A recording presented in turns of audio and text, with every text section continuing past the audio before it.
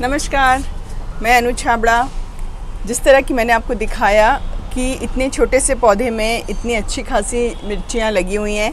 और मिर्ची देखा जाए तो हमारे घरों में अक्सर हर रोज़ हर समय हर खाने में हम खाना पसंद करते हैं। मिर्चियाँ अलग अलग तरह की हैं, डिपेंड करता है आपको किस तरह का तीखापन पसंद है। अलग अलग वैरायटी मिलती है मार्केट में। जैसे आप कह लीजिए कि जैसे कश्मीरी मिर्च है, अगर आपको सिर्फ रंग के लिए खाने में डालना है तो कश्मीरी मिर्च है, भेड़ की मिर्च है, या अगर आपको अच्छा खासा तीखापन पसंद है तो गुंटूर चिली है, बर्ड आई चिली है। बहुत सारी तरह की मिर्चियाँ बाज़ार में मिलती हैं। इन्हें उगाना बहुत आसान है, बस इसके हर स्टेज पे हमें कुछ सावधानियाँ बरतनी है जिससे कि हम इन्हें साल भर बहुत ही अच्छी तरह उगा सकें। तो अगर हम बात करते हैं कि हमें इन्हें उगाना किस तरह है, तो जिस तरह मैंने कहा कि सूखी मिर्चें ज़्यादातर हमारे घरों में रहती हैं। देखिए आप किस तरह की मिर्च खाना पसंद करते हैं, तीखा या बिना तीखे वाली, या आप कॉम्बिनेशन में भी कर सकते हैं कि कुछ पौधे तीखी मिर्च के लगाएं, कुछ पौधे कश्मीरी मिर्च के लगाएं। तो दोनों का बैलेंस करके खाने की रंगत और टेस्ट आप कह सकते हैं दोनों बढ़ा सकते हैं। तो सबसे ईजी है कि सूखी मिर्च को लें, इसे तोड़ के इसके अंदर से बीज निकाल लें। ठीक है, बीज निकालने के बाद कोशिश करें कि उसे कम से कम आधे घंटे के लिए अच्छी धूप में फैला दें। कोई भी बीज अगर आप बोएं तो कोशिश करें कि उसे आधे एक घंटे के लिए अच्छी धूप में डालें, जिससे कि क्या होता है, अगर उसमें कोई भी किसी तरह का फंगस या किसी तरह की प्रॉब्लम है और जर्मिनेशन में जो प्रॉब्लम आ सकती है वो काफ़ी हद तक सूर्य की रोशनी से ठीक हो जाती है। तो कोशिश करें कि कोई भी बीज जब आप उगाना चाहते हैं तो उसे एक बार धूप अच्छी सी लगा दें। अब बात करते हैं हम पॉट की। तो जैसे कि ये पौधा छोटी आप कह सकते हैं स्टेज में अच्छी खासी मिर्चें देने लायक हो जाता है। इसकी जड़ें काफ़ी अंदर तक जाती हैं और इसकी साइड रूट्स जिसे कहते हैं वो काफ़ी सारी निकलती हैं। तो कोशिश करें कि बहुत छोटे पॉट में ना लगाएं। शुरुआती दौर पे जब हमने बीज लगाया है तब उसे सीड ट्रे में लगा सकते हैं। जैसे कि अगर सीड ट्रे नहीं है तो आप इस तरह के छोटे पॉट्स में भी लगा सकते हैं। तो किसी भी तरह लगा सकते हैं। आप चाहें तो कोकोपीट और कंपोस्ट मिक्स करके, या सिर्फ कोकोपीट में, जब तक इसकी 4 या 6 पत्तियां ना आ जाए तब तक उन्हें इस तरह किसी भी छोटे पॉट में या सीड ट्रे में आप उगा सकते हैं। उसके बाद आप इस तरह का बड़ा पॉट ले लें। कम से कम पॉट की जो गहराई है वो 12 से 15 इंच हो तो ये पौधा बहुत अच्छा चलता है। छोटा अगर आप पॉट लेते हैं तो पौधा तो चलेगा पर उसमें मिर्चियाँ इतनी अच्छी नहीं आएंगी, और अगर आई भी तो बहुत कम आएंगी। तो कोशिश करें कि शुरुआत से ही 12 या 15 इंच का पॉट लें।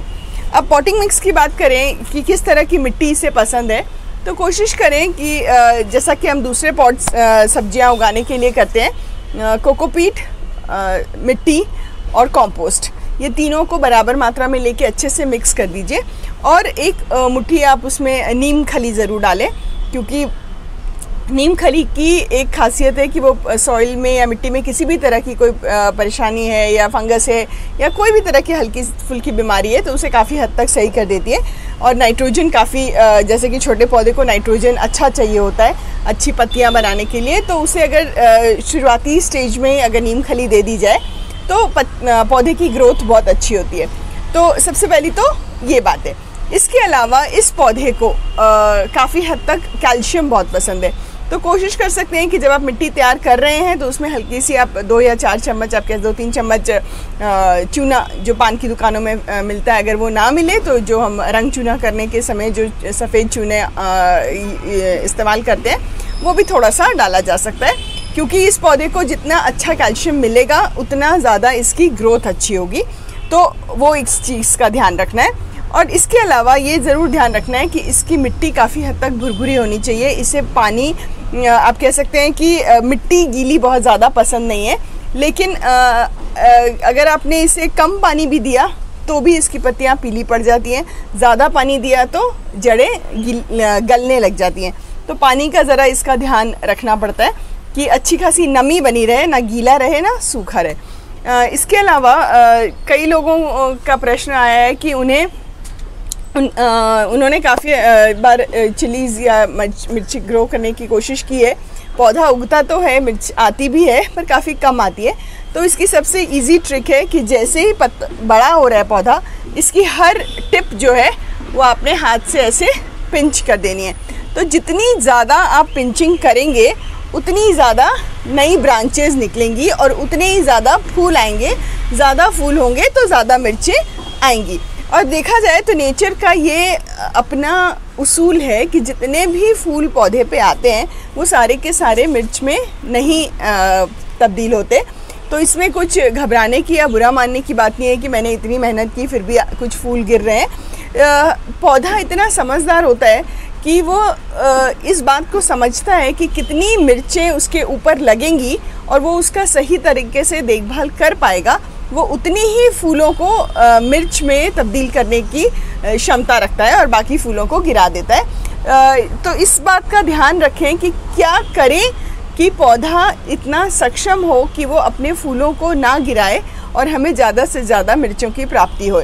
तो इसके लिए हमें सबसे ज़्यादा ध्यान रखना है, जैसा कि मैंने कहा, हमारी मिट्टी अच्छी ऑर्गेनिक मैटर से भरपूर होनी चाहिए, जिसमें आपने नीम खली, कैल्शियम के लिए चूना और कंपोस्ट अगर अच्छी मात्रा में दिया है तो पौधा अच्छा चलेगा। और समय समय पे हमने अगर पिंचिंग की है तो ब्रांचेस अच्छी निकलेंगी, और अच्छी ब्रांचेस निकली हैं तो फूल ज़्यादा होंगे, और अच्छा न्यूट्रिशन अगर उन्हें मिल रहा है तो डेफिनेटली उनकी मिर्च की जो फॉर्मेशन है वो बहुत अच्छी और हेल्दी होगी। इसके अलावा ज़्यादातर लोगों को परेशानी है कि मिर्च की पत्तियाँ मुड़ने लग जाती हैं और इनमें थ्रिप्स का अटैक और वाइट फ्लाइज का अटैक्स बहुत ज़्यादा होता है। तो क्या होता है कि कुछ ही दिनों में, जैसे अपने इवन आप कह सकते हैं मिली बग्स का अटैक भी होता है, एफिड्स का अटैक भी होता है। तो ये पौधा देखा जाए तो थोड़ा नाजुक सा है, लेकिन अगर सही समय पे और हम रोज़मर्रा आप कह सकते हैं अगर इसका ध्यान देते रहें, एक नज़र मार लें कि अगर कुछ कहीं प्रॉब्लम है तो इमीडिएटली उसका सोल्यूशन अगर उस पर हम करना शुरू कर दें तो कोई ज़्यादा परेशानी नहीं आएगी। तो इसका सबसे इजी तरीका जो मैं करती हूँ अपने पौधों के लिए, तो जब भी मैंने पानी देना है तो मैं कोशिश करती हूँ कि इस तरह के स्प्रे से पत्तों के पिछली तरफ से पानी देती हूँ, क्योंकि ज़्यादातर हमारी आदत होती है हम पत्तों को ऐसे पानी देते हैं। मिर्च के पौधे को कोशिश करें कि पिछली तरफ से पानी दें, क्योंकि इसके ज़्यादा से ज़्यादा प्रॉब्लम जो है थ्रिप्स के, वाइट फ्लाइज के, स्पाइडर माइट्स के, मिलीबग्स के सारे या तो पौधे के टिप्स पे होते हैं या पत्तियों के पीछे होते हैं, और वो इतने छोटे होते हैं कि हम अगर ऐसे देखना चाहें तो हमें शायद दिखें भी ना, माइक्रोस्कोप से देखना पड़ेगा, वो इतने बारीक होते हैं। पर उसकी वजह से पत्तियां जब मुड़ने लग जाती हैं तो पत्तियों का कई लोग कहते हैं कि पत्तियां मुड़ रही हैं तोड़ के फेंक दें तो ठीक हो जाएगा। हाँ, एक उपाय है, पत्तियों को तोड़ दिया जाए तो पौधा ठीक चलने लग पाएगा। लेकिन पत्तियों का अगर आप देखें तो पत्तियों का मेन जो फंक्शन है हमारे पौधे के लिए वो फोटोसिंथेसिस का है, और जिसकी वजह से वो एक अच्छी खुराक पौधे को देता है फोटोसिंथेसिस के प्रोसेस के द्वारा। तो अगर हम हर इन्फेक्टेड पत्ती को इस तरह तोड़ते चले जाएंगे तो पौधे में पत्तियां कम रह जाएंगी, तो उसका फोटोसिंथेसिस का प्रोसेस अच्छा नहीं होगा। तो जब वो नहीं अच्छा होगा तो खाना अच्छा नहीं बनेगा, और पौधा जो कि नेचुरल है कि अच्छी ग्रोथ नहीं करेगा, और जब उसकी ग्रोथ अच्छी नहीं है तो मिर्च जो बनेंगी वो भी कम बनेंगी और अच्छी नहीं बनेंगी। तो हमें हर स्टेज पे इसका ध्यान रखना है।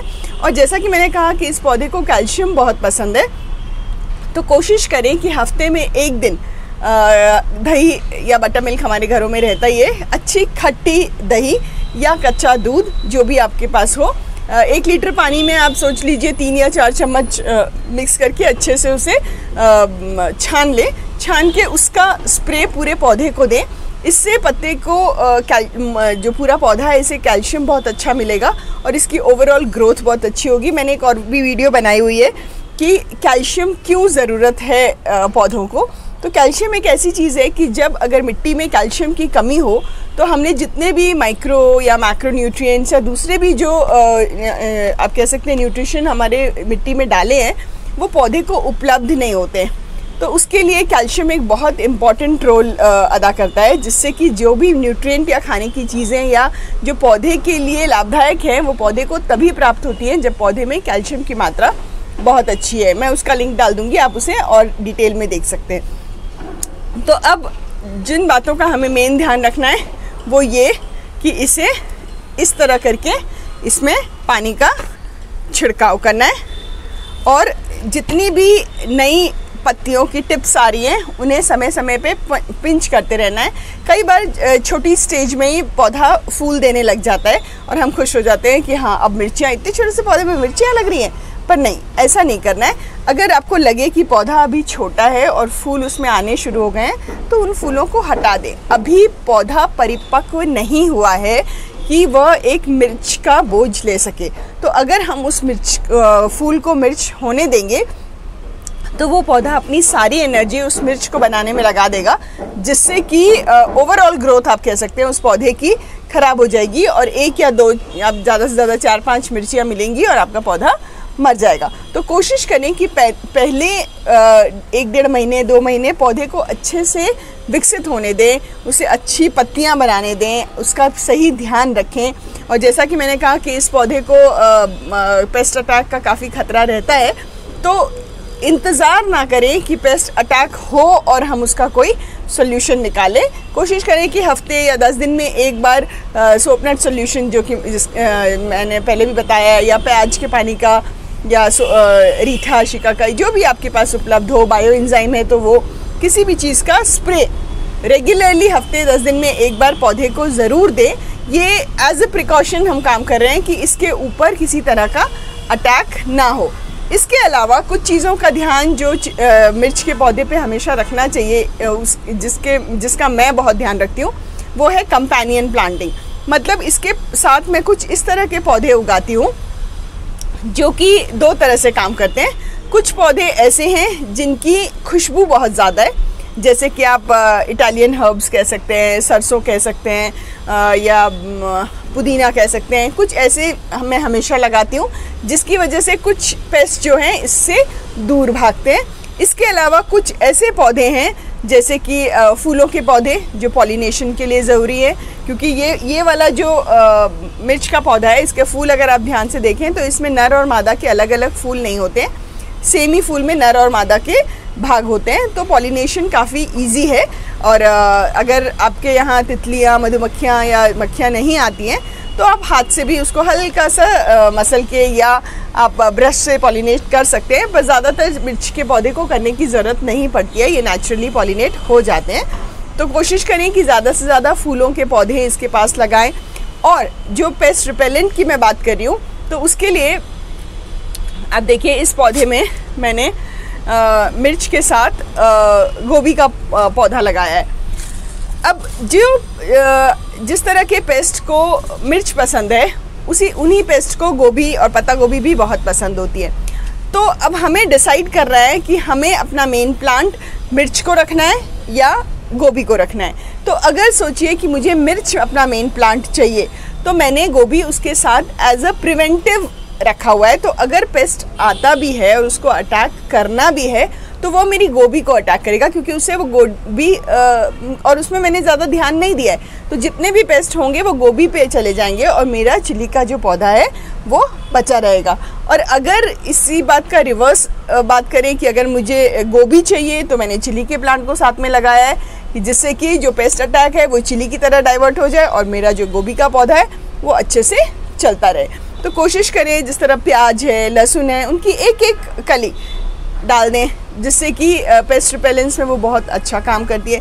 तो कोई भी पौधा जब आप लगाते हैं, तो अगर एक गमले में एक ही पौधा लगाते हैं तो उसकी कंपेनियनशिप इतनी अच्छी ना होने की वजह से हमें अपना बहुत ज़्यादा समय उन पौधों की देखभाल में लगाना पड़ता है।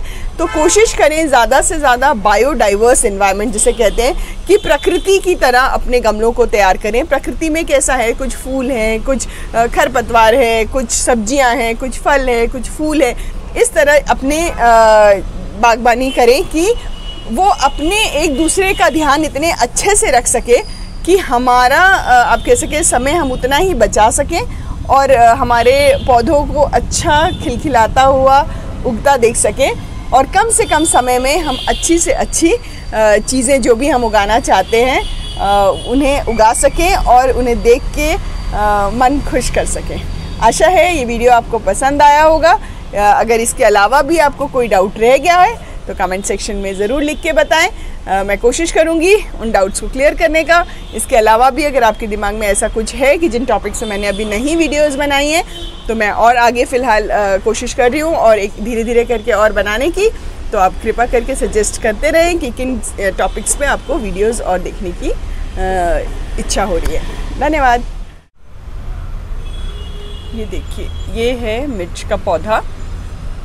इसके साथ मैंने यहाँ पे कॉर्न भुट्टा लगाया हुआ है और यहाँ पे सरसों लगी है, जो कि दोनों ही काफ़ी हद तक इसे न्यूट्रिशन भी देते हैं और पेस्ट कंट्रोल भी कर लेते हैं। इस तरफ आएंगे तो ये देखिए, ये खरपतवार है। जैसा कि मैंने अपनी कई वीडियोस में भी बताया है कि मैं खरपतवार नहीं हटाती, क्योंकि ये पॉलिनेशन में बहुत हेल्प करते हैं। इनके फूल जो है वो पहले आते हैं, तो पॉलिनेटर्स इसकी वजह से हमारे चिली के पौधों को भी पॉलिनेट कर देते हैं। अब ये देखिए, इसमें मैंने साथ में, जैसा कि मैंने कहा, फूल गोभी लगाई हुई है। तो ये दोनों, इसमें देखिए अंदर आप देख सकते हैं फूल गोभी बनने को तैयार है।